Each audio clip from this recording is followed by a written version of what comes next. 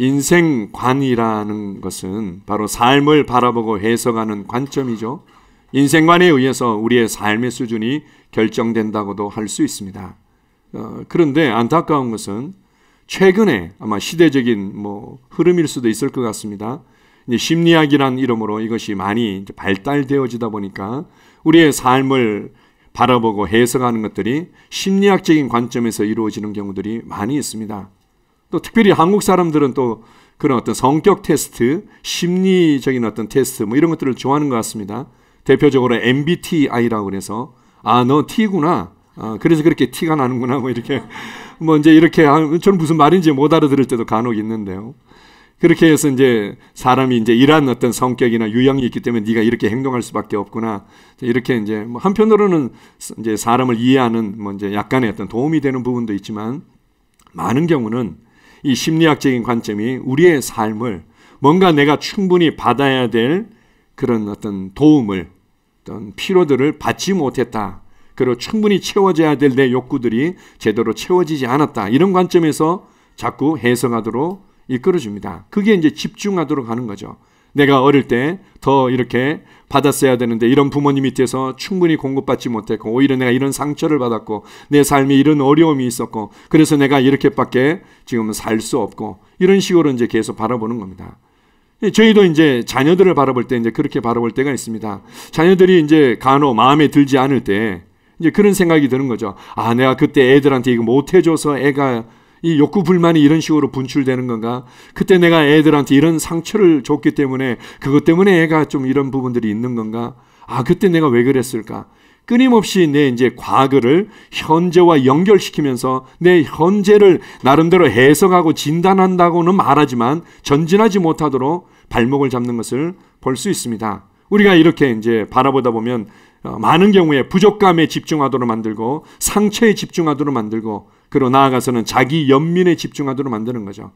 제가 이제 몇 차례 얘기해서 제가 장황하게 얘기하지는 않겠습니다. 제가 이제 20살, 21살 때였는데요. 그때 이제 교회 생활을 잘 못하게 되면서 이제 교회를 떠나게 되었을 때 사모님께서 저를 불러가지고 규태야, 왜 교회 생활을 그렇게 어려워하고 이제 떠나려고 그러니? 이렇게 이제 질문하면은 여차한 것 때문에 이렇게 얘기하면 되겠는데 사모님 제가 태어난 지 일주일 만에요. 이래가지고는 과거에 이제 부모님을 통해서 상처받았을 거라고 얘기 들은 것들을 계속 되뇌이고 있는 겁니다. 그래, 참 힘들었겠구나. 그래, 왜 떠나려고 그러는데 제가요 그리고 났어요. 이제 이렇게 레파토리가 있는 거죠. 자기 연민이라는 관점에서 내 삶을 그냥 새롭게 해석해 버리는 겁니다. 이것이 나의 생각과 나의 마음과 나의 말을 가득 채우도록 만들어 버리는 거죠. 심리학적인 관점에서 삶을 바라보다 보면요, 무엇보다도 죄라는 건 없습니다. 죄라는 건 없고 약간의 문제가 있을 뿐이고 과거에 채워지지 않았던 욕구들과 상처만 있고 자기 연민만 남게 되는 경우들이 대부분이죠. 그리고는 나의 선택도 없고 나의 책임도 없고 끊임없이 나의 이 현재가 전진하도록 하는 것이 아니라 과거와 연결시켜서 발목을 잡게 만들고 지금의 내 자신을 합리화시키도록 만드는 겁니다. 이것은 어떠한 변화도 가져올 수 없습니다. 이 세상적인 관점에서 우리의 삶을 바라보는 것들을 거절하십시오. 하나님께서 우리에게 놀라운 일을 행하셨습니다. 우리의 삶을 바라볼 때 그래서 복음의 관점에서 바라봐야만 합니다. 오늘 하나님께서 어떤 지혜와 어떤 능력으로 우리를 놀랍게 변화시켰는지 침례를 중심으로 함께 나누겠습니다. 로마서 5장 12절을 같이 보겠습니다. 그러므로 한 사람으로 말미암아 죄가 세상에 들어오고 죄로 말미암아 사망이 들어왔나니 이와 같이 모든 사람이 죄를 지었으므로 사망이 모든 사람에게 이르렀느니라. 이 땅의 많은 문제들은 우리가 충분히 공급받지 못하고 충분히 돌봄받지 못하고 충분히 위로받지 못하고 충분히 내가 기대하는 것들이 이루어지지 않아서 이루어진 것들이 있겠죠. 상처 때문에 지금까지 영향이 있고 상처 때문에 내 삶에 특별히 어릴 때 전혀 이게 방어할 수 있는 능력이 없을 때 받은 상처들은 뭐 어떻게 합니까? 분명히 영향이 있겠죠. 그러나 성경은 그리고 복음은 정확하게 말해줍니다. 이 모든 것들은 하나님과 하나님의 말씀을 떠났기 때문이다. 이것을 죄라고 얘기합니다. 죄로 말미암아 사망이 우리 가운데 들어왔고 사망이 우리의 삶을 지배했기 때문이다. 사망에 속한 것들이 불안이고 우울이고 두려움이고 죽음이고 상처고 미움이고 이 모든 것들이 다 사망에 속한 것 아닙니까? 사망이 왕노릇할 수 합법적으로 통치할 수 있는 근거를 얻었는데 그것이 바로 죄라는 겁니다. 죄가 들어옴으로 말미암아 결국은 사망이 우리를 다스리고 우리의 삶에 모든 문제들이 생겨난 거죠. 이 죄에 대해서 우리가 여러 차례 이제 언급하고 새가족반에서 잘 나누고 있지만 항상 우리가 뭘 잘했네 못했네 이런 관점으로 죄를 이해하는데 죄라는 것은 좀 더 근원적이고 본성적인 거죠. 내 스스로 하나님과 하나님의 말씀을 떠나서 내 인생의 머리가 되기를 원하고 내 인생의 주인이 되기를 원했던 것, 이것이 바로 하나님을 거역한 것, 죄라고 얘기합니다. 그래서 내가 스스로 생각하고 스스로 해석하고 스스로 선택하고 스스로 책임지고자 내가 내 인생의 주인이 되기를 선택한 것, 이걸 죄라고 얘기를 하죠. 이 죄로 말미암아 우리 가운데 죄의 본성이 들어왔는데 이 죄의 본성은 히브리어로 빗나가는 본성이다 이렇게 말합니다. 하나님과 하나님의 완전함이라는 것을 모든 생각과 말과 우리의 선택과 행동들이 항상 빗나갈 수밖에 없는 거죠. 그래서 죄로 말미암아 사망이 들어온 것이다. 그래서 우리가 어떤 문제가 있었던 어떤 경험을 했던 어떤 상처가 있었던 성경에서는 명확하게 이것은 죄는 죄고 그리고 정상참작은 정상참작인 거죠. 우리가 이제 많은 경우들이 이 사람이 얼마나 어렵게 살아왔는데요. 그래서 이렇게 해서 이 사람이 훔칠 수밖에 없었어요. 그가 이러이러한 이유 때문에 그가 때릴 수밖에 없었어요. 이렇게 얘기하니까 그래 다 용서해 줘야 돼요. 우리는 너무 이 정이 많은 민족이라서 이렇게 이해할 수 있는데요. 죄는 죄고 정상참작은 정상참작인 겁니다. 정확한 법과 기준이 있고 거기에 그 사람이 왜 이렇게밖에 할 수 없었는지를 어느 정도 정상참작하는 부분들이 있는 거죠. 마찬가지입니다. 우리의 삶에 있어서 정확하게 하나님과 하나님의 말씀이 우리의 중심과 우리의 삶의 주인이 되지 못하고 다스리지 못했기 때문에 문제가 일어났던 거죠. 어떻게 해야 될까요? 자, 봅시다. 어떤 사람들은요, 이제 죄하면 뭐 여러 가지 이제 경중을 따져가지고 난 저 사람보다는 그래도 착한데 난 저 사람보다는 그래도 깨끗한데 이렇게 얘기를 하는데요. 제가 새가족반에서 여러 차례 언급하지 않습니까? 여기 이제 물이 있습니다. 물 마시면은 10년씩 젊어진다고 해보십시오. 10년씩. 아마 세계 3차 전쟁이 일어나겠죠. 이게 쟁탈전이. 근데 여기에 독극물이 한 방울 똑 떨어진 겁니다. 독극물이 한 방울 똑 떨어지면 그러면은 한 방울 정도 떨어졌으니까 이거 뭐 10년까지는 안 젊어져도 그래도 한 2년, 3년은 마실 때마다 젊어지지 않을까? 그래서 이제 오상영 집사님 좀 드셔보시겠습니까? 이렇게 제가 이제 권하면은 그러겠죠. 목사가 사람 잡네 이제 이렇게 될 수 있는 겁니다. 왜요? 기껏 한 방울 떨어진 건데 그거 뭐 크게 문제가 됩니까? 아니요. 이 죄라는 것은 머리부터 발끝까지 우리의 삶 전체를 이렇게 오염시켜버리는 겁니다. 그냥 부패한 거죠. 이 종교는 이것을 끊임없이 희석시켜서 개선시키려고 노력을 하는 겁니다. 우리가 좀 더 뭔가 착하게 살면, 좀 더 선행을 하면, 좀 더 이 마음의 수양을 가지면은 이거 해결되지 않을까? 이렇게 해서 어떤 면에서는 이제 여기에 희석을 시킨다고 물을 붓고 또 붓고 부수면은 이제 농도가 옅어지겠죠? 그러니까, 뭐, 최소한 한 두세 달은 젊어지지 않을까요? 먹지 않습니다. 이미 이것은 독극물 자체인 거죠. 이것이 농도가 옅어진 것처럼 보일지라도 이건 그냥 폐기해야 됩니다. 뭐 아깝다고 뭐 이렇게 할 수 있는 게 아니죠. 하나님의 방법은 바로 폐기하는 거였습니다.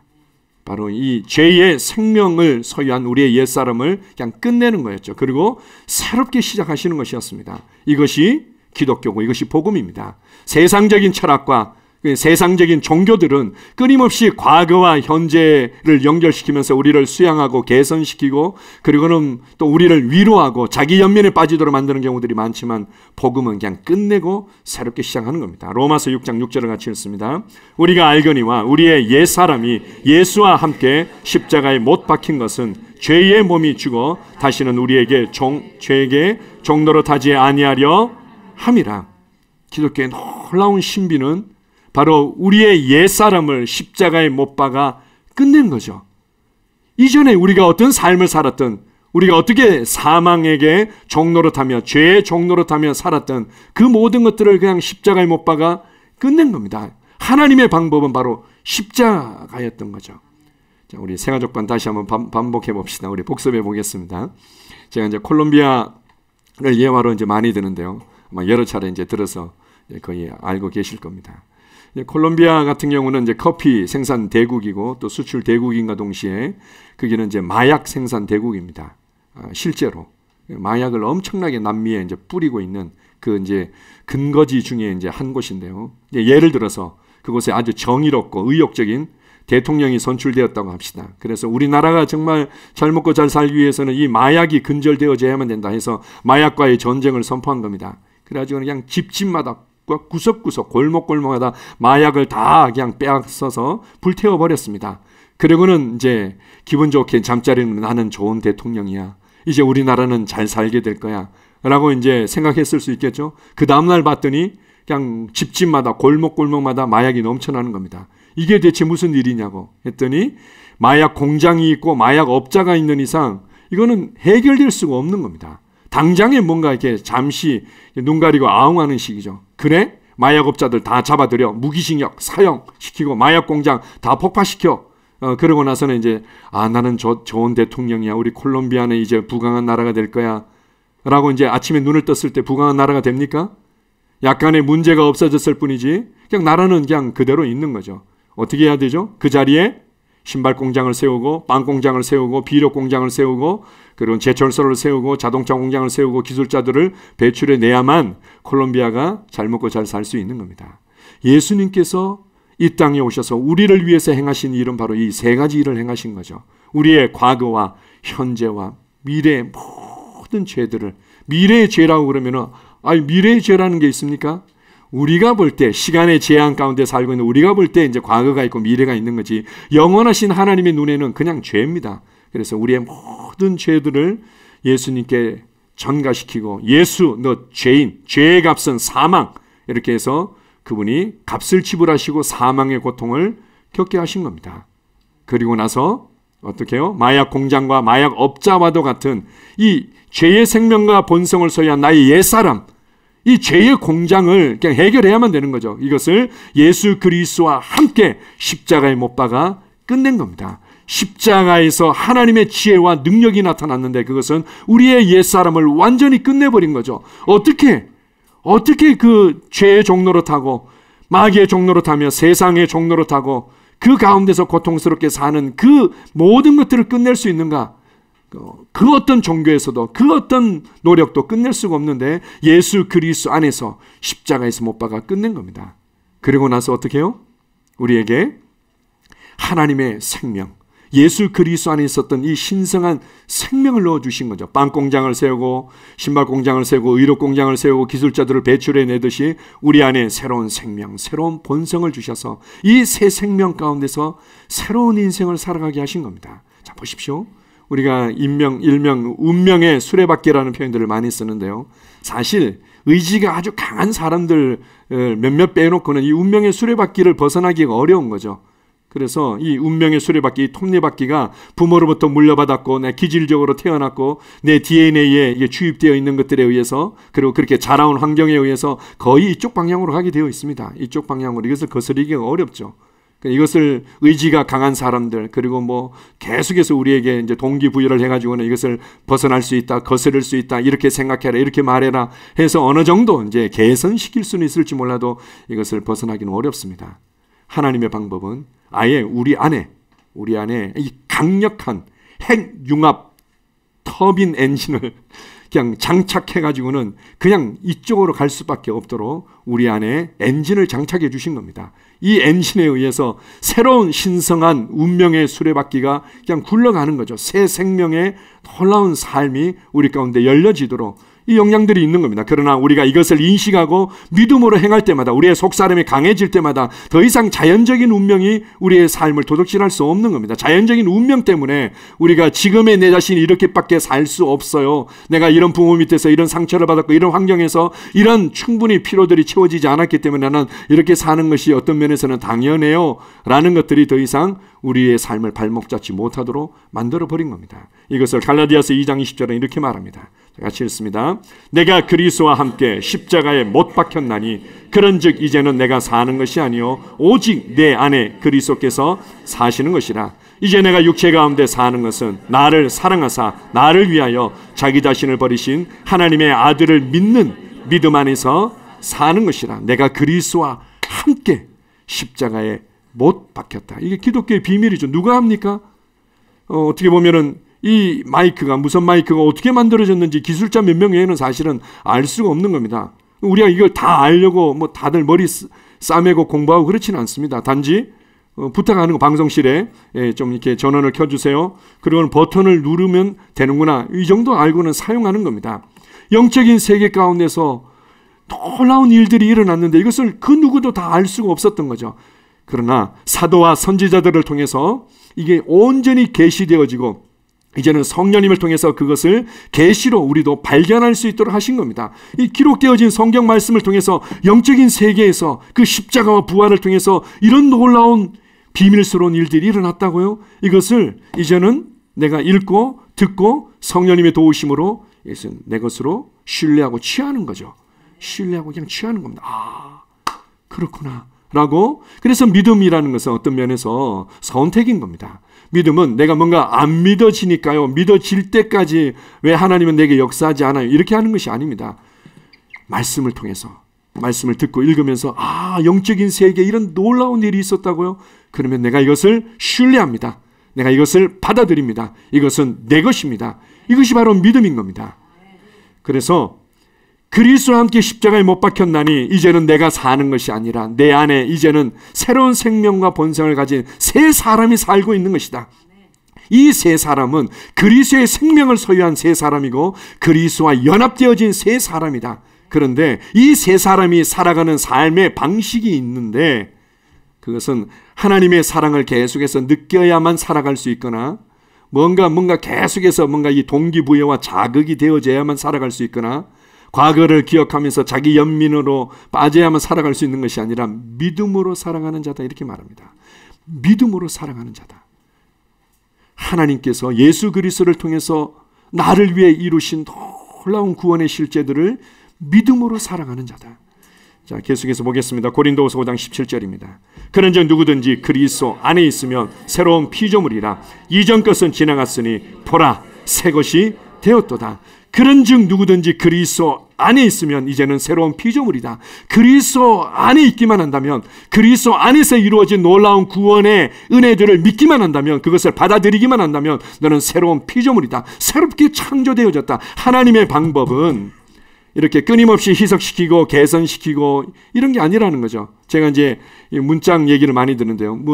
지금의 이제 대부분의 문들은 MDF, 그렇게 뭐 사용하기에 적절하지 않은 거라든지 좀 흠이 있다든지 문제가 됐던 것들을 다 갈아가지고는 아주 강하게 압축시켜가지고 그게 시트지를 발라가지고 사용하는 거죠.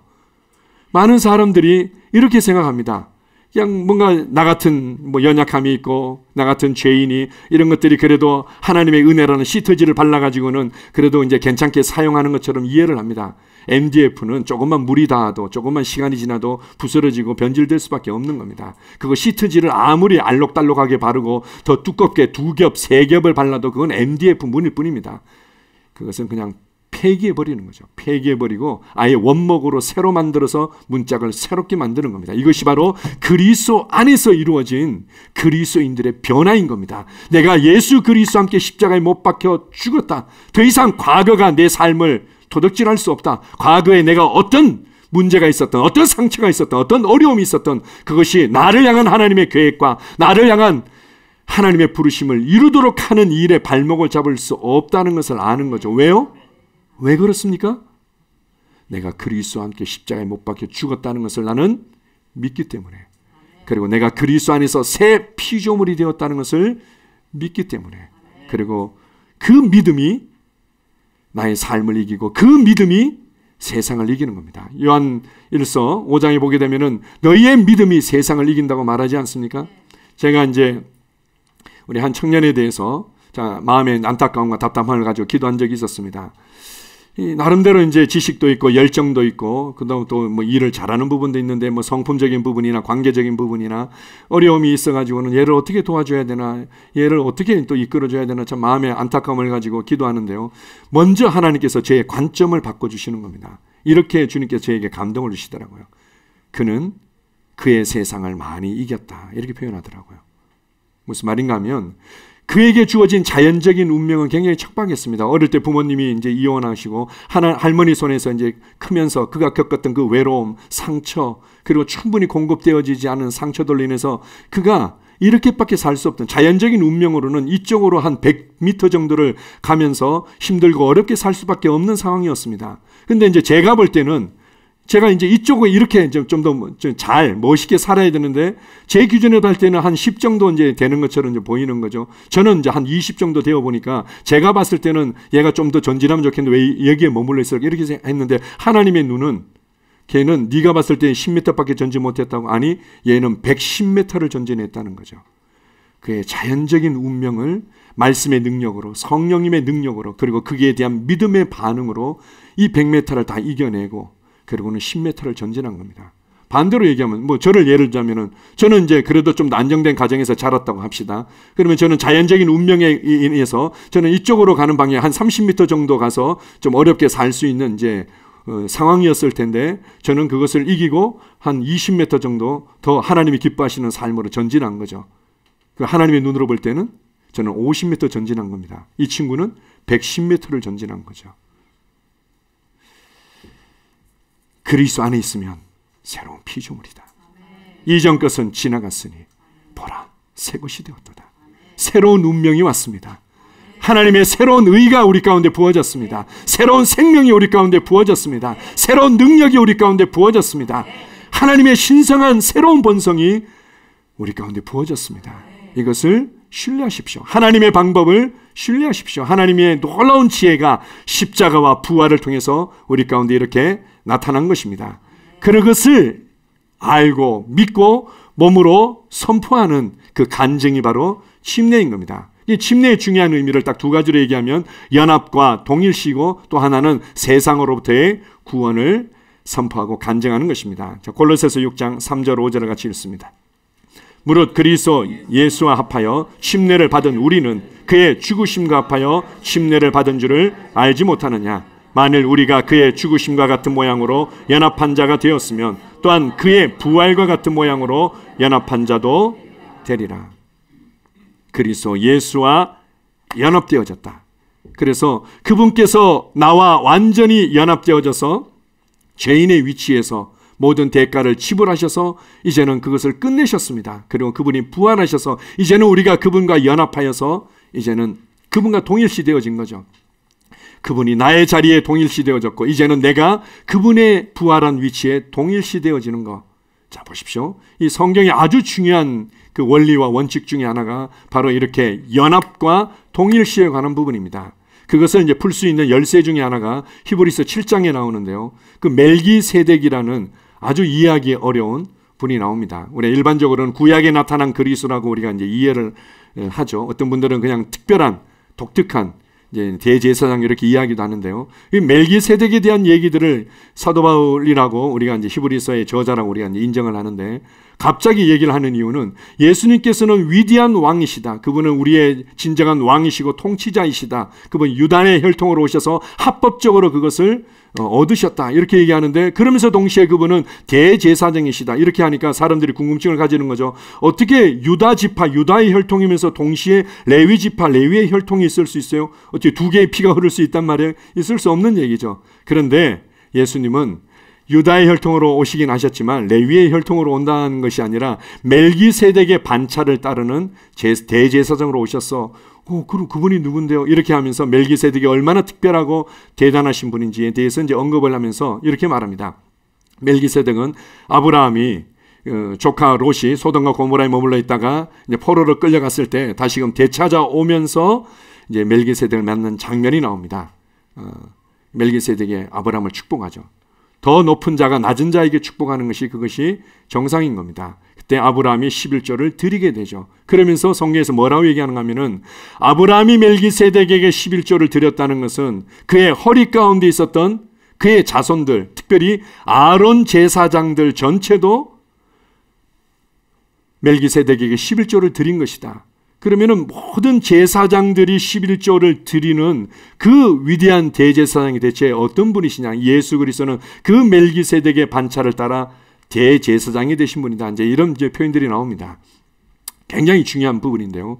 허리라는 부분들이 있는 거죠. 이 아론 계열의 제사장들은 아브라함의 허리 안에서 아브라함과 연합되어졌고 아브라함과 동일시되어졌고 그 안에서 그는 멜기세덱의 11조를 드렸던 겁니다. 마찬가지로 모든 사람들은 아담 허리 안에서 아담 안에서 함께 죽었고 아담 안에서 함께 심판을 받은 거죠. 그리고는 이제는 우리가 예수 그리스도의 허리 안에서 예수 그리스도 안에서 연합되어졌고 예수 그리스도 안에서 동일시되어진 겁니다. 이거는 뭐 무슨 말인지 하나도 모르겠습니다. 이게 뭐가 그렇게 복잡합니까? 뭐 그럴 수 있겠지만 영적인 세계에서 이루어진 겁니다. 영적인 세계에서 하나님의 이 놀라운 이 법과 질서에 의해서 합법적으로 이루어진 영적인 실제인 거죠. 이것을 성경을 통해서 기록해 놓은 겁니다. 이제는 우리가 성령님의 도우심으로 이걸 발견하는 거죠. 아, 그렇군요 라고는 이제 믿기를 선택하고 내가 이것을 내 것으로 취하는 겁니다. 그때 성령님을 통해서 영적인 실제들이 우리 안에 풀어지는 거죠. 아, 어떤 사람들은 내가 느끼면은 한번 믿어볼게요. 느껴지면은 내가 안다고 내가 고백할 수 있을 것 같아요. 성경은 믿음으로 모든 것들이 따라오게 되어 있는 겁니다. 아멘. 자, 다시 한번 읽어봅시다. 로마서 6장 3절 5절입니다. 시작. 무릇 그리스도 예수와 합하여 침례를 받은 우리는 그의 죽으심과 합하여 침례를 받은 줄을 알지 못하느냐. 만일 우리가 그의 죽으심과 같은 모양으로 연합한 자가 되었으면 또한 그의 부활과 같은 모양으로 연합한 자도 되리라. 그리스도 안에서 그분과 연합되어졌고 이제는 그분과 동일시되어진 겁니다. 하나 더 보겠습니다. 베드로전서 3장 20절 21절입니다. 방주에서 물로 말미암아 구원을 얻은 자가 몇 명뿐이니 겨우 8명이라. 물은 예수 그리스도께서 부활하심으로 말미암아 이제 너희를 구원하는 편이 곧 침례라. 이는 육체의 더러운 것을 제하여 버림이 아니요 하나님을 향한 선한 양심의 간군이라. 자, 보십시오. 우리가 이제 침례를 하게 되면 몸이 완전히 물 가운데 잠기는 거죠. 잠기는 이유는 뭔가 하면 네가 이제 죽었기 때문에 장사 지낸다는 겁니다. 죽지 않은 사람을 이렇게 죽이는 것은 범죄죠. 근데 꼭 이제 우리가 물에 이제 잠기다 보니까 저희가 이제 뒤로 이렇게 넘어가면 진짜 이제 죽었기 때문에 죽은 사람들 이제 이게 무덤에 눕히는 것처럼 이렇게 뒤로 이렇게 넘어가서 우리 영상을 통해서 본 것처럼 그렇게 침례를 주지 않습니까? 그러다 보니까 이제 너무 긴장되어지고 또 얼굴이 이렇게 물속에 들어갈 때 이제 숨을 못 쉬는 것 때문에 긴장되어져서 막 목에 힘을 줍니다. 목에 힘을 주면 저는 안타깝죠. 침례를 제대로 거행해야 되는데 목에 힘을 주고 안 들어가려고 하니까 저는 자꾸 이렇게 숙이려고 이렇게 누르고 이러니까 이 목사가 사람 잡는 형국이 돼버리는데 이런 부분들이 있고 또 하나 그때 그냥 힘을 빼는 겁니다. 왜요? 죽었기 때문에 장사 지내는 거지 산 사람을 그냥 장사 지내려고 애쓰는 게 침례식이 아닙니다. 우리 예수 그리스도를 믿으면서 교회 생활하는 것을 그렇게 생각합니다. 아이 교회 생활에서 제가 이제 죽을 거예요. 교회 생활 열심히 하다 보면 죽게 되겠죠. 그리고 교회 생활은 계속 우리 자신을 죽이는 거라고 생각합니다. 아닙니다. 교회 생활은 이미 그리스도 안에서 죽은 것을 발견하고 누리고 감사하는 삶입니다. 그리스도 안에서 죽은 자들을 장사 지내는 거죠. 그것을 몸으로 표현하는 것이 바로 침례식입니다. 그런데 사람들이요 이렇게 생각합니다. 고백할 때 보통 앞으로 저는 착하게 살 겁니다. 앞으로 저는 이렇게 살 겁니다. 이렇게 고백할 때가 있습니다. 좋은 고백 중에 하나이긴 하지만 성경적으로는 이렇게 말합니다. 침례는 육체의 더러운 것을 제하여 버림이 아니라 선한 양심이 하나님을 향해서 간구하는 것이다. 킹 제임스 흠정역에 보게 되면 하나님을 향하여 응답하는 것이다 이렇게 말합니다. 이 방주의 사건을 노아 시대 때 일어났던 그 노아의 홍수와 방주의 사건을 침례에 대한 예표로 설명해 주고 있습니다. 그때 이 땅에 이 세상에 있는 모든 것들은 사람들과 이 모든 짐승뿐만 아니라 세상 자체가 다 심판을 받은 겁니다. 세상의 모든 것들이 심판을 받고 그냥 끝나버린 거죠. 그런데 그리스도 아니라고 예표되어지는 방주 안에서 그들은 결국 산에 도착하게 되고 거기서 나오게 되죠. 이것은 그리스도 안에서 함께 부활에 참여한 것을 예표해 주고 있습니다. 이 모든 것들이 바로 우리의 육체를 제거하여 버리고 그것을 제거하기 위해서 애쓰는 것이 아니라 선한 양심이 하나님을 향해서 응답하는 겁니다. 하나님께서 이루신 일에 대해서 그냥 믿음으로 응답하는 거죠.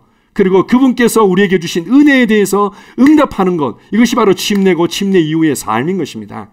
자, 동일한 말씀인데요. 고린도전서 10장 1절 2절입니다. 자, 시작. 우리 조상들이 다 구름 아래에 있고 바다 가운데로 지나며 모세에게 속하여 다 구름과 바다에서 침례를 받고, 자, 이스라엘 백성들이 출애굽하면서 홍해를 건넌 사건이 나오고 있습니다.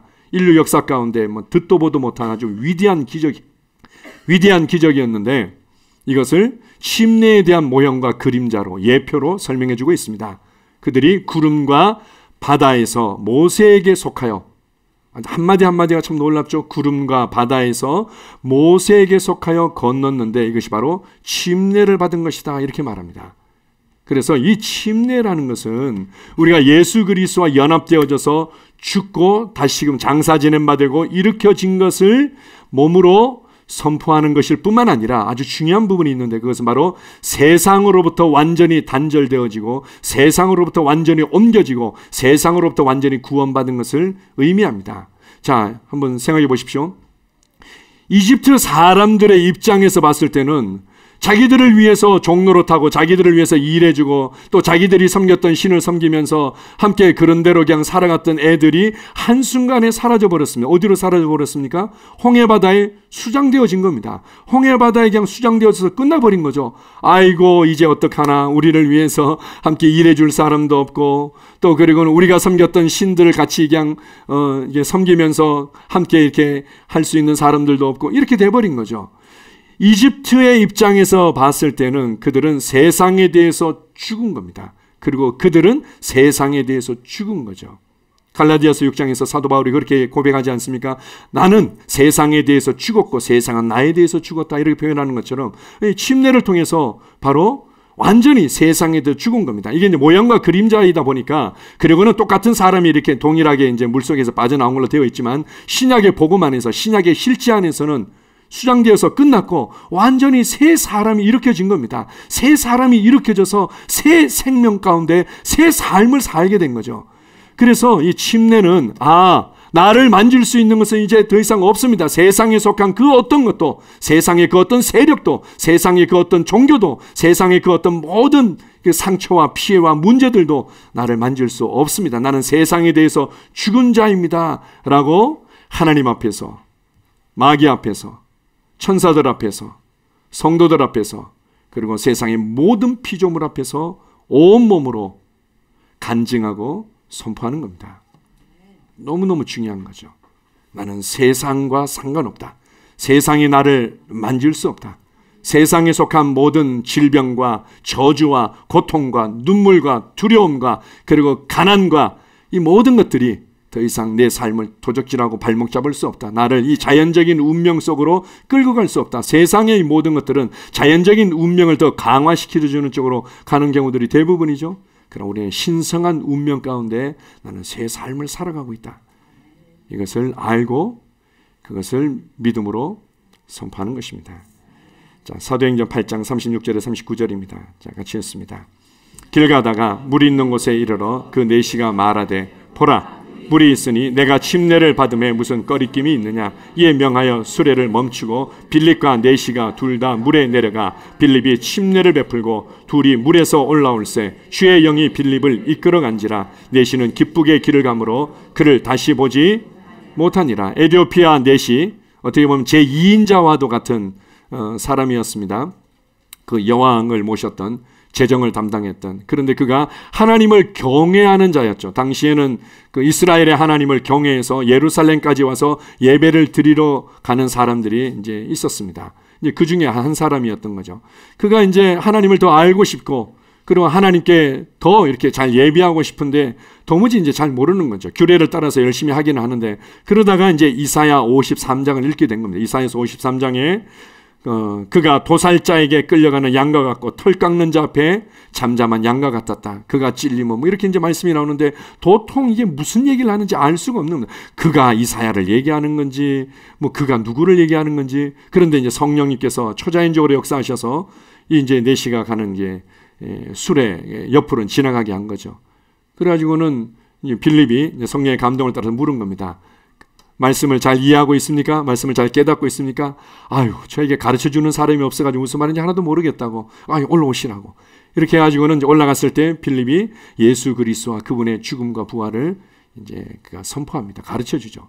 그랬더니 가슴이 뜨거워지면서, 이분이 예언되어진 구약의 그 메시아, 우리의 구원자였군요. 그분이 정말 나 때문에 죽고 부활하셨군요. 이걸 그냥 믿은 겁니다.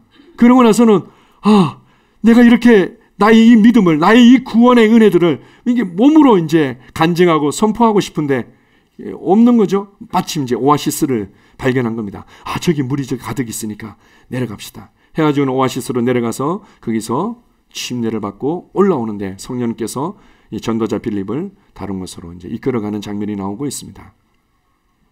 우리가 이제 보통 저는 이제 세례를 받았는데요. 이제 자꾸 이제 침례를 받으라고 그러시나 이런 분들이 있습니다. 이제 세례를 받아야만 구원을 받고 침례를 받아야만 구원을 받고 구원의 조건 자체는 아닙니다. 우리가 구원받은 것에 대한 바로 하나님 앞에서 그리고 천사들 앞에서 성도들과 온 세상의 피조물 앞에서 간증하고 선포하고 확증하는 거죠. 확증하는 겁니다. 그런데 이 세례라는 것은 씻을 세자를 씁니다. 뭐 여러 가지 이유에 의해서 초대교회도 그렇고 예수님 때도 그렇고 계속해서 이 침례를 주어 왔는데 그렇지 않았다면 마차에서 그냥 바로 세례를 줬을 수도 있겠죠. 굳이 오아시스를 발견해서 거기에 내려가서 받을 이유는 없었습니다. 예수님께서 제자들과 침례를 주었던 당시도 마찬가지였습니다. 그들이 에논 근처의 요단강에서 이 요단강이 줄기가 쭉 있지 않으면 그 중에서도 에논 지역이라는 지방이라는 그 근처에서 침례를 많이 준 겁니다. 그러면서 성경이 뭐라고 얘기하는가 하면은 그곳에 물이 많음이라 이렇게 말합니다. 우리가 그냥 간단하게 세례를 줄 수 있었다면 어디서든 줄 수 있었겠죠. 왜 굳이 에논 근처에서 주님과 제자들에게 침례를 주었겠습니까? 잠겨야만 되기 때문에 그랬던 겁니다. 잠긴다는 것은 내가 완전히 죽었고 완전히 장사 지내고 그리고 새 사람으로 일으켜졌다는 것에 대한 온전한 진리에 대한 복음에 대한 선포인 거죠. 세례는요, 내가 내 죄가 씻겨졌습니다. 내 죄가 씻겨져서 용서받았습니다. 라는 아주 부분적이고 단편적인 진리만을 내가 표현하는 것 뿐입니다. 우리는 성경에서 얼마든지 우리가 침례를 받을 수 있는 상황이 되는데 굳이 그 약식이라고 이름하는 그것에 있을 이유가 없는 거죠. 더더군다나 주님께서는 우리에게 침례를 주라고 말씀하셨기 때문입니다. 자, 마태복음 28장 18절에서 20절입니다. 예수께서 나와 말씀하여 이르시되 하늘과 땅의 모든 권세를 내게 주셨으니 그러므로 너희는 가서 모든 민족을 제자로 삼아 아버지와 아들과 성령의 이름으로 침례를 베풀고 내가 너희에게 분부한 모든 것을 가르쳐 지키게 하라. 볼지어다 내가 세상 끝날까지 너희와 항상 함께 있으리라 하시니라. 모든 민족이 주님의 제자로 살아가기를 원한다. 그래서 내가 너희를 보낸다. 교회는 보냄받은 자들의 공동체죠. 우리가 은혜를 누리고 예배하는 공동체인가 동시에 보냄받은 공동체죠.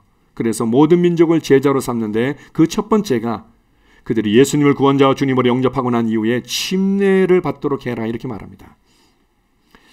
뭐 지금은 이제 뭐 상황이 여러 가지 변수들과 상황이 있지만 예전에 대체로 힌두교라든지 이슬람교라든지 이런 데 보면 가족들이 예수님을 믿게 되면 아주 그냥 핍박이 집요하죠. 그래서 설득을 시킵니다. 다시 한번 생각해라. 가족을 위해서 너 그러면 안 된다. 우리 가족에 이렇게 먹칠을 하고 어떻게 살아가려 우리 집안에서 이제 이런 네가 이제 이렇게 반응하느냐 이렇게 하면서 이제 끊임없이 설득을 합니다.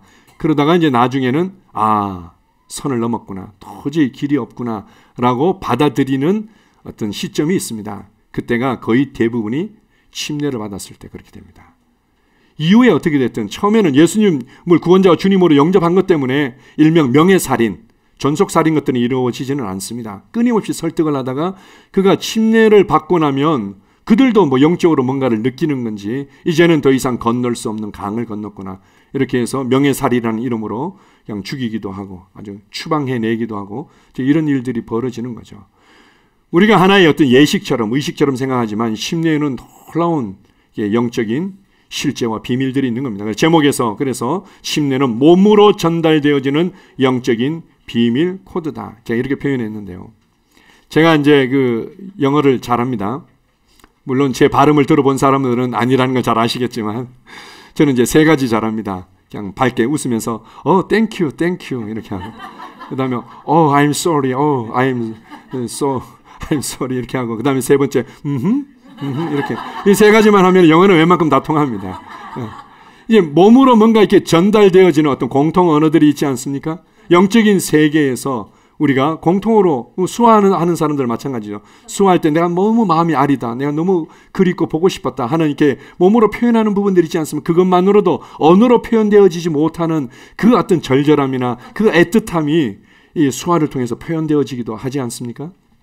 마찬가지로 우리의 몸으로 영적인 실제의 문을 열고 우리의 몸으로 하나님이 주신 놀라운 구원의 은혜와 그 풍성함을 말해내는 바로 이 영적인 코드와 같은 것이 침례인 겁니다.